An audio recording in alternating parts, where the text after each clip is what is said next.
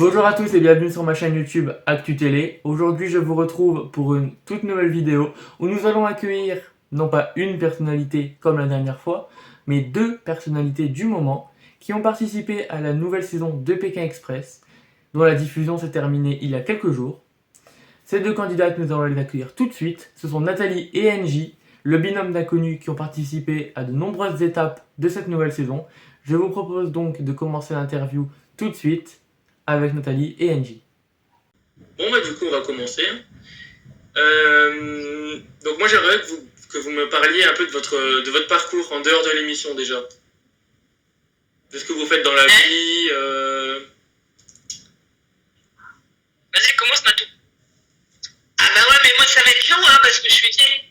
Donc, ce que j'ai dans la vie, je suis gérante de société de courtage en crédit immobilier et en assurance pour l'enseigne meilleurtout.com, donc à Saint-Sébastien-sur-Loire. Et puis, ça fait 15 ans que j'habite sur Saint-Nazaire. Avant, je suis ch'ti d'origine. Ouais, comme moi. Et voilà, bah ouais. Et puis j'ai deux enfants, 26 et 28 ans, et puis je travaille beaucoup moins maintenant, mais je ne suis pas en retraite. Ouais. Voilà. Et toi, du coup, Angie? Bah, moi, ça va être beaucoup moins long. Moi, j'étais à la RATP en commençant l'émission, et en rentrant, j'ai voulu changer. Donc, du coup, là, maintenant, je conduis des poids lourds électriques. D'accord, donc tu es toujours conductrice des véhicules? Là, je conduis les poids lourds, là. D'accord. Elle a eu un poids lourd pendant un mois, alors... Non, en vrai, ça se voyait pas à l'écran. Tu l'as pas vu à 6h du matin? Ah ouais? Oh. C'était pas un poids lourd, c'était toi le poids lourd, là. Ah ouais, 6h du matin. Ok, donc du coup la profession, vous m'avez tout dit. Nathalie, tu m'as déjà commencé à me parler donc pour le casting, si ça te dérange pas de réexpliquer. Non, alors moi le casting, je l'avais fait à l'origine avec une copine 2-3 années de suite, ma meilleure amie, qui habite près de Lille.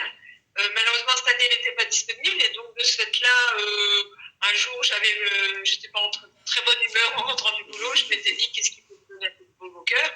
Je me suis amusée à faire mon inscription, mais vraiment en mode je vais pas être prise. D'ailleurs, j'avais même pas envoyé ma vidéo.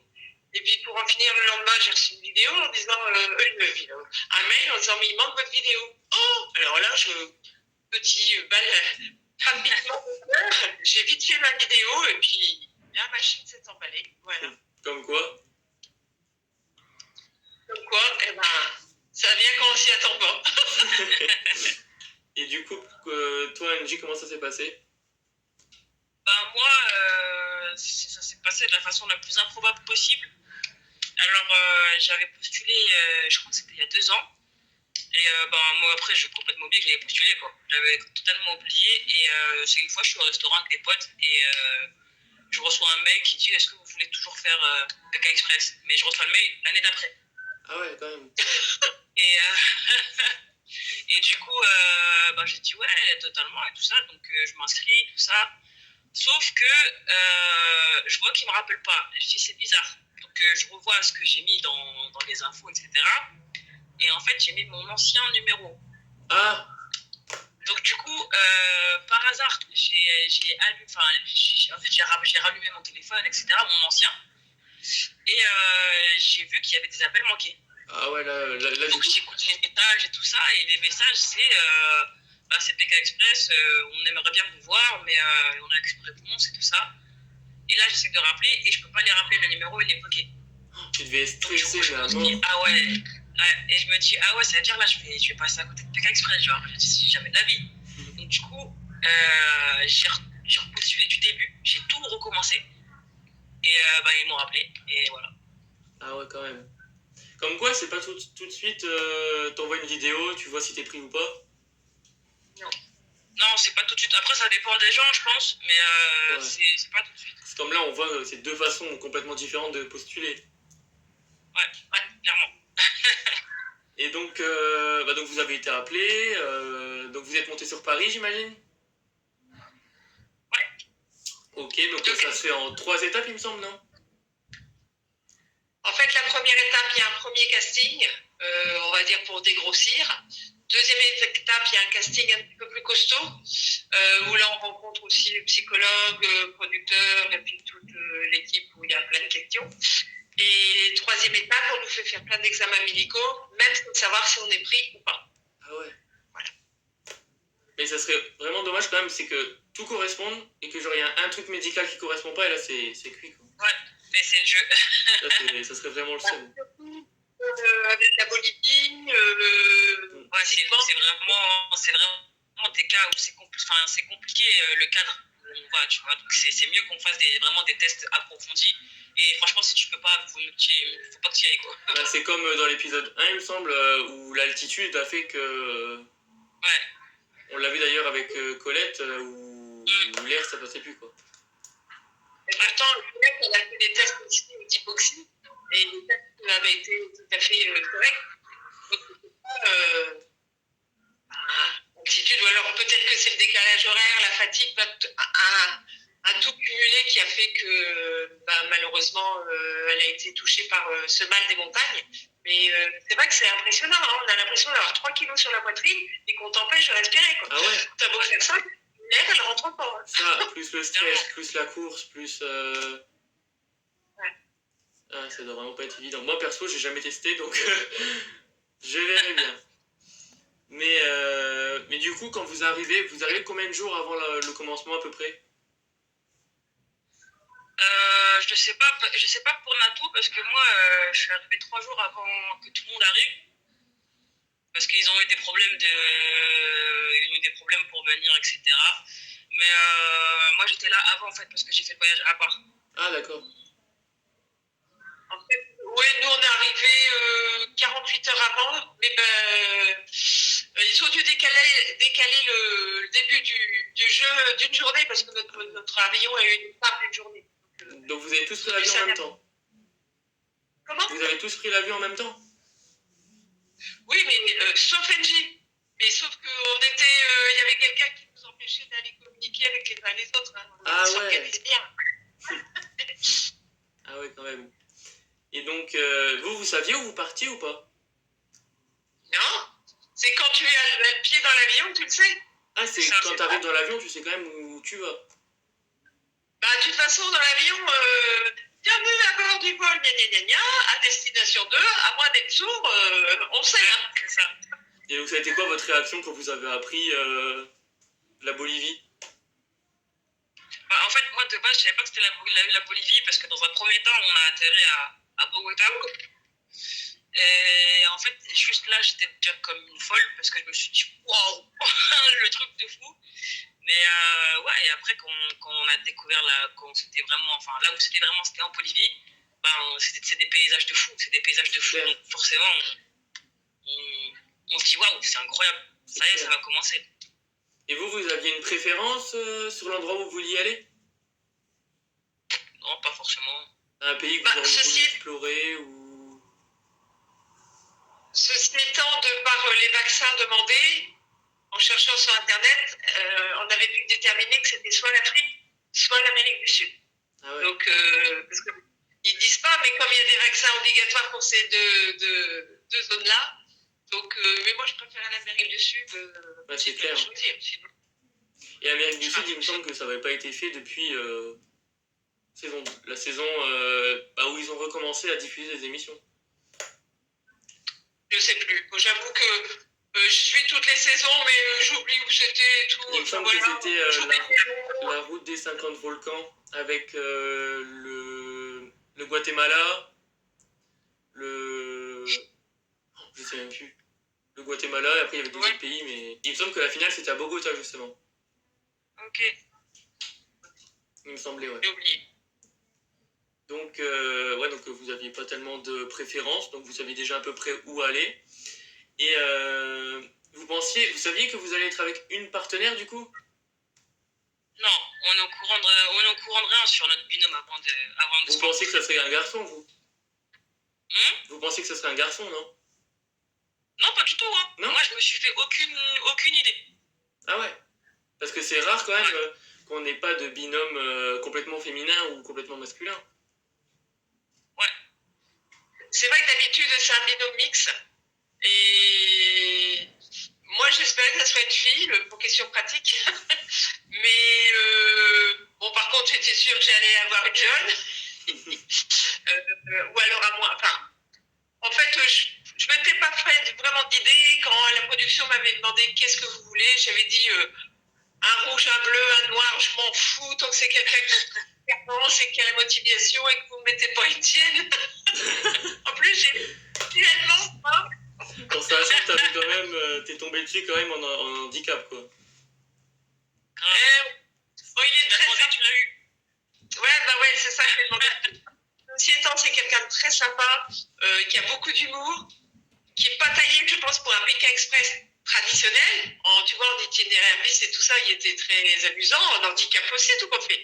Et il a bien joué son rôle, même s'il nous a sauvés quand même. Hein. Mais donc, quand j'ai appris qu'il faisait, parce que je crois qu'ils l'ont annoncé sur l'équipe de presse dès la deuxième étape, et quand j'ai vu qu'il revenait pour un rôle, je me suis dit c'est un handicap c'est sûr, mais je me dis le binôme qui va l'avoir, la tuile. Je me dis ça, j'espère. Après, ça va. En soi, il est gentil, mais bon, au niveau Mais de la compétition. c'est pas tellement ça qui inquiétait, je pense que les gens s'inquiétaient plus du fait qu'il avait déjà abandonné l'année dernière et que là il abandonne carrément pour le binôme. Et quand j'ai vu que c'était vous, je fais mais non, mais c'est pas possible. Et justement, du coup, en parlant du partenaire ou de la partenaire, vous saviez ou pas que vous étiez le premier binôme féminin depuis la saison 5? Alors moi, je suis souvent des binômes mixtes et c'est vrai qu'il n'y a pas eu beaucoup de binômes. C'est pour ça que j'ai fait mes recherches et en fait, il y a eu un binôme féminin dans la saison 5. D'accord. Et là, vous êtes à 17, donc quand même, c'est... Ah, c'est ouf, hein. Ouais, parce que depuis que je regarde depuis la saison 12, il me semble, il y a toujours eu que des binômes mixtes. C'est ouf. Et donc, voilà. Après, qu'est-ce que je pourrais vous demander d'autre? Ça vous a apporté quoi en soi, la Pékin Express dans votre vie de tous les jours maintenant? Parce que je me doute qu'avant l'annonce que vous l'aviez participé, il n'y avait pas tellement de doutes, mais à partir du moment où ils l'ont annoncé votre participation. Tu parles avant à partir du moment où ils ont posté votre portrait sur Instagram.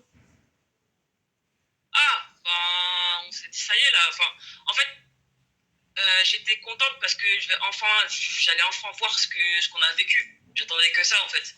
C'est sûr. Mais sinon moi, j'étais émerveillé beaucoup plus pendant l'aventure. Là, maintenant, c'est clair que ce qui nous arrive, c'est ouf. Parce que il y a plein de personnes qui sont contentes de notre parcours, qui nous félicitent, on a des messages et vous avez été un binôme vachement apprécié quand même cette saison. Ouais, c'était franchement, enfin, on s'y attendait pas en plus, donc voilà, là ce qui nous arrive c'est ouf. Mais sinon vraiment là où j'ai vraiment kiffé le truc, c'était pendant l'aventure. Et je me dis quand même, ça doit faire bizarre de revoir un peu la diffusion parce que l'émission était tournée quand même fin de l'été de l'année dernière et c'est diffusé qu'en février quand même. Donc l'attente, elle doit être interminable. Ouais, l'attente, elle est très longue, très très longue.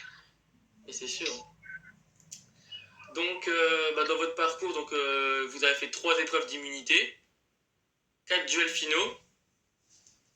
Oui. Et vous en avez réussi quand même 3.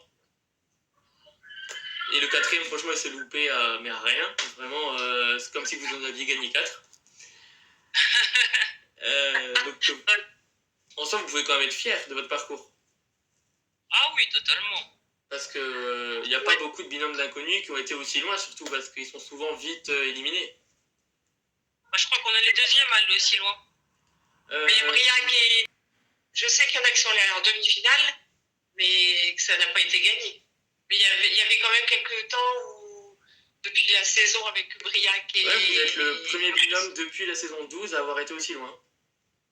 Voilà, tout à fait. D'ailleurs, la production nous avait dit, quand on a été éliminés, félicitations, j'avais dit, sympa, vous nous félicitez d'avoir été éliminés. Félicitations d'avoir été aussi loin, vous avez cassé notre mauvaise comment dire, on appelle ça, je trouve plus mes mots. Enfin bref, La malchance, quoi. La malchance des binômes inconnus. voilà, exactement.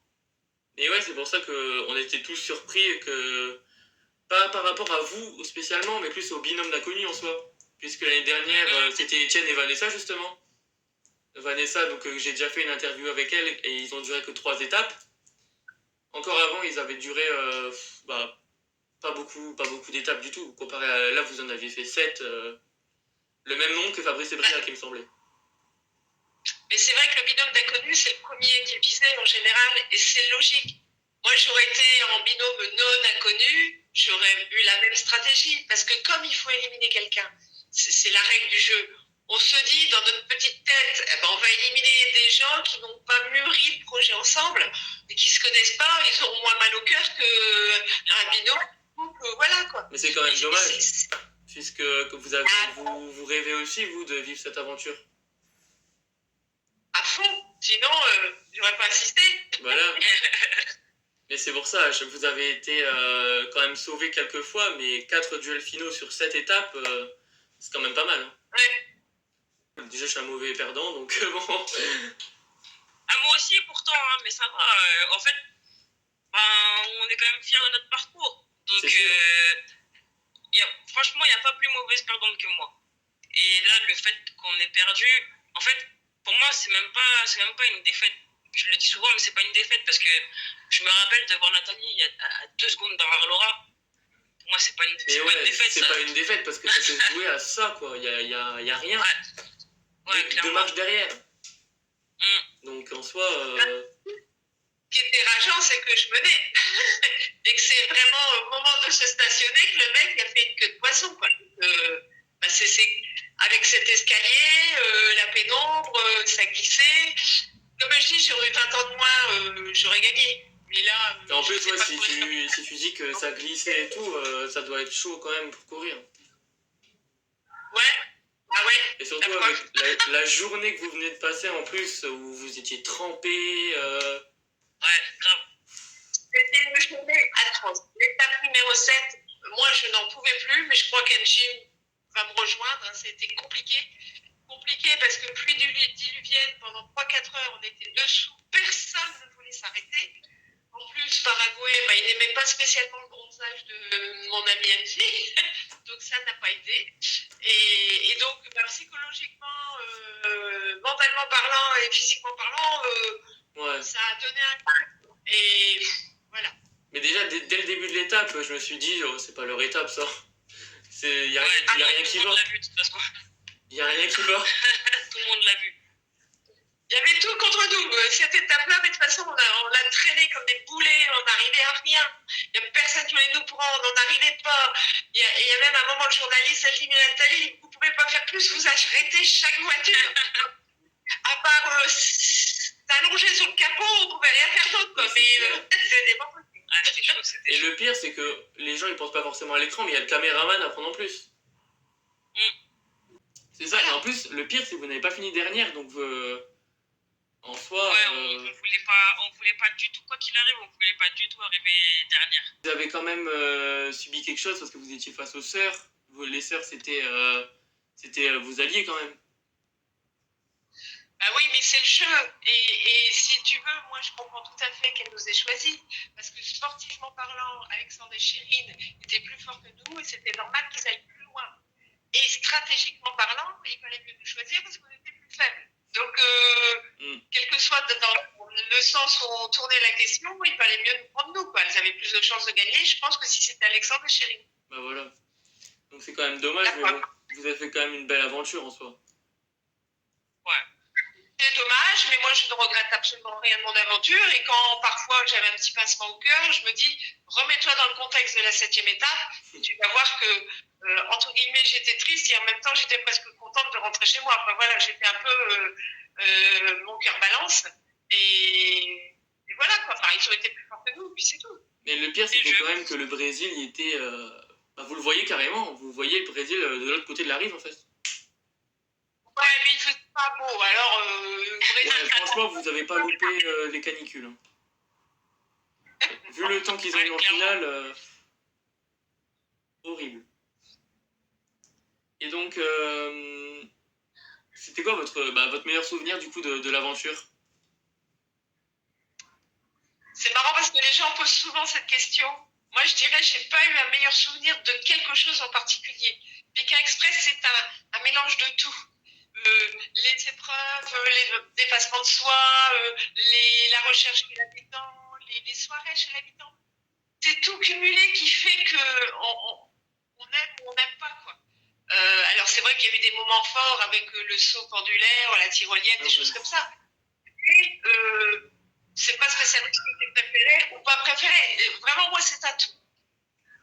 Après, j'ose pas vous demander. Bah, de toute façon, votre pire souvenir, ça doit justement être l'élimination en soi. Non, pas forcément. Moi, le pire souvenir, c'est le retour à la réalité. Ah Au ouais? final. Ouais. Ah, moi je pensais que tu allais dire plutôt la dégustation. Non, même moi pas. perso, En soi, ça ça faisait m'a. partie des épreuves, ça. C'est Moi comme ça. franchement, c'est la seule épreuve que j'aurais vraiment dû. Je pense que je vomirais vraiment. Mais il y en a plein qui ont vomi. Hein. Mais ouais, parce que je me. Ouais, Puis j'entendais Nathalie qui était à la limite de vomir. Je dis, elle va me faire vomir. il y a des moments où je me disais, oh, ça passe plus, ça passe plus. Et en plus, on commençait à être fatigué. Et je savais en plus psychologiquement qu'on n'aurait pas été choisi de par les alliances, parce que ça veut dire il y avait des alliances entre Xavier, etc. Donc il arrive un moment où je me suis dit ça ne sert plus à rien. Alors quand psychologiquement dans le mental tu te dis ça ne sert plus à rien, ça passe plus. Hein. En tout cas, c'était vraiment pas bon. Ouais, c'était vraiment vous pas aviez bon. de l'eau à côté, non? Quand même. Hein? Vous aviez de l'eau à côté? Ouais, mais il fallait attendre qu'on avale avant de boire. Pour revenir à cette alliance, j'ai entendu parler, je crois Nathalie, tu as pris la parole en story, que les sœurs ont vécu un acharnement, mais pas possible pendant la diffusion. Et moi j'étais très surpris parce que je me suis dit pourquoi les sœurs, qu'est-ce qu'ils ont. Enfin, j'ai pas compris, vous en pensez quoi vous de ça? Moi, Vas-y. moi je pense juste que les gens, c'est de la jalousie. Parce que les sœurs, elles sont belles, elles sont compétitrices, elles sont sportives.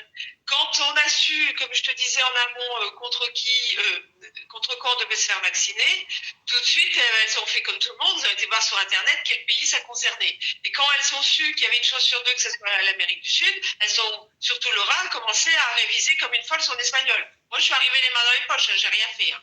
Et ils ont commencé à s'entraîner comme des folles, physiquement parlant. Moi, j'ai commencé à boire l'apéro et faire la fiesta. Donc, elles ont tout fait pour être prêtes et pour gagner. Et en plus, elles ont été fair-play, elles ont aidé les gens à trouver des voitures, elles nous ont aidés, elles ont été Alexandre Deschamps. Donc, qu'est-ce qu'ils me reprochent, les gens? Je voyais pas du tout ce qu'elles avaient pu faire de mal.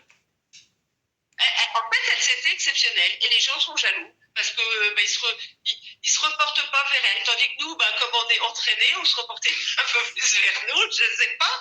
Mais voilà, moi, ça me faisait vraiment mal au cœur pour elles. Ouais, quand même, parce qu'en fait, j'ai vu ça quand Laura a commencé à mettre des stories en affichant les messages des gens là, et je me suis dit, mais c'est quoi ça? Et après, quand t'as pris la parole en story. C'est très méchant. Comme quoi, même aujourd'hui, aujourd'hui, j'ai reçu un message de quelqu'un qui me disait oui, t'as pas honte, tu t'es laissé engrainer par le couple et les sœurs, c'est n'importe quoi. Mais en fait, je pense qu'ils arrivent pas à comprendre que c'est un jeu. Ah, c'est ouf. C'est pas là, c'est un jeu. Ouais, à cause de toi, en gros, maintenant, je me suis laissé engrainer. Donc maintenant, je suis dans le même sac et les gens sont fous des fois. Et, vous avez rien, je comprenais pas cet acharnement.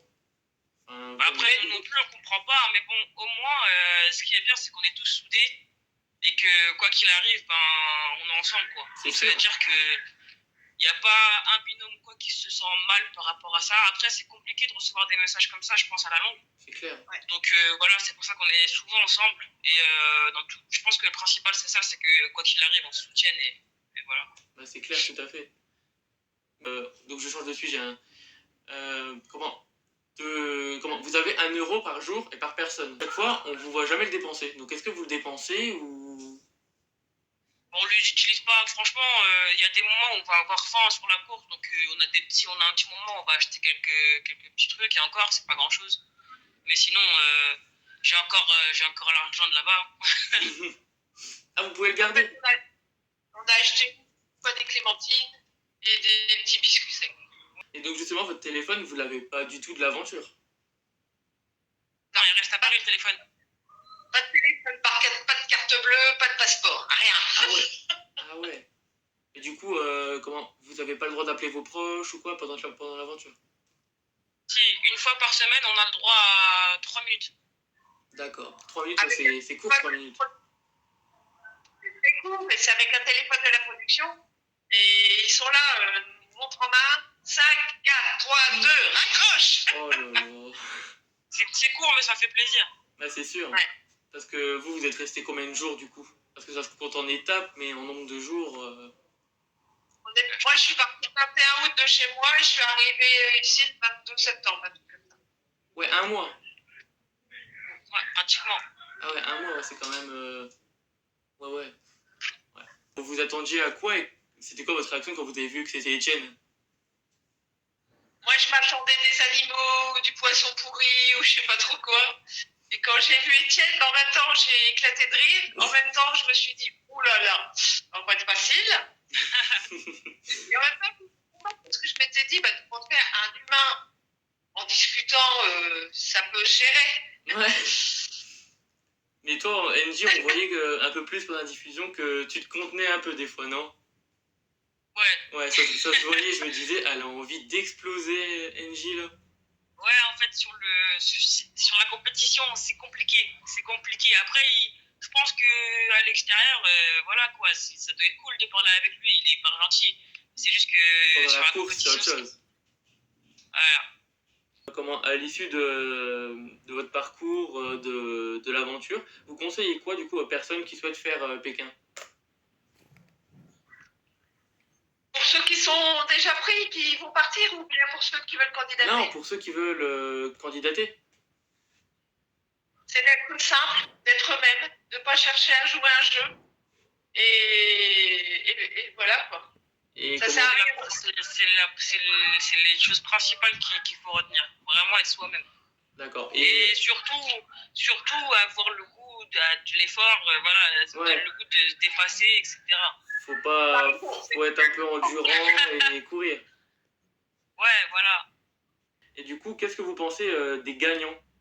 Vous étiez plus pour Alexandre et Chirine ou pour Xavier et Céline? Du coup, Non, mais moi je rejoins J, hein, tu sais, on a établi des liens pendant un mois et on n'était pas plus pour l'un pour l'autre, quoi. On se disait que le meilleur gagne et puis voilà, quoi. même s'il y avait des alliances en soi, J'ai pas compris. même s'il y avait votre alliance, donc Alexandre et Chirine et Xavier et Céline, ça passait à travers. Ah non, mais Xavier et Céline ont fait partie du début de l'alliance. Ah ouais? Les gens disent toujours, ils n'ont pas. Mais si, ils faisaient partie du début de l'alliance. Pourquoi ça n'a pas été dit à la diffusion Parce qu'ils ont peut-être été plus discrets que nous par rapport à cette alliance, c'est tout. Et pourquoi du coup ils ont quitté l'alliance pour aller dans celle d'Emeline et Clément, non? Non, je pense qu'en fait, ils savaient, on savait bien tous qu'à un moment ou à un autre, on allait voter les uns contre les autres, quoi. Et eux, ils craignaient d'être les premiers vers lesquels on voterait avant de choisir Alexandre ou Chérine, par exemple. Donc ils s'étaient dit, s'ils avaient une double alliance, ça aurait été bien. Mais ils ont bien joué, c'est très bien. Mais c'est sûr, parce que on peut pas dire qu'ils se sont pas donnés pour gagner, quoi. Ouais, c'est clair. Bah, tout le monde, hein. Surtout Xavier, à 60 ans, il peut quand même être fier. Alors, je te merde et t'arrêtes de dire que c'est parce qu'on a 60 ans ou quoi que ce soit. Tu peux être aussi en forme. Non, mais je voulais pas dire ça, mais je veux dire comment il peut être fier encore plus parce que c'est plus compliqué du coup.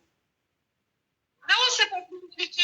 Tu sais, il y a beaucoup de jeunes qui peuvent pas faire ce qu'on a fait, tout simplement parce qu'ils n'ont pas d'entraînement. C'est une question d'entraînement, c'est tout. À partir du moment où tu habitues ton corps à marcher, à courir, etc., tu peux faire ce que tu veux. Et même à 60 ans, et à 60 ans aujourd'hui, c'est pas vieux. Hein. Non, c'est vrai. Et c'est aussi pour ça que j'ai voulu la Pékin. pour combattre un peu cette société de jeunisme. Parce que à écouter les jeunes, les vieux, ils sont des bons à rien, ils sont bons à foutre à la poubelle. Eh ben non. Non, mais c'est pas ce que je pense, tu vois. Bon, bah du coup, je vais pas m'éterniser sur ça. J'ai plus de questions. Ok. On a épuisé le quota. Donc, Eh bien écoute, je te souhaite une bonne soirée. moi aussi, Toi aussi, Angie. je vous remercie d'être venu participer du coup. Bisous à tout le monde. Et à bientôt. Dépêchez-vous de vous inscrire. Ouais. Allez, à plus. Ciao.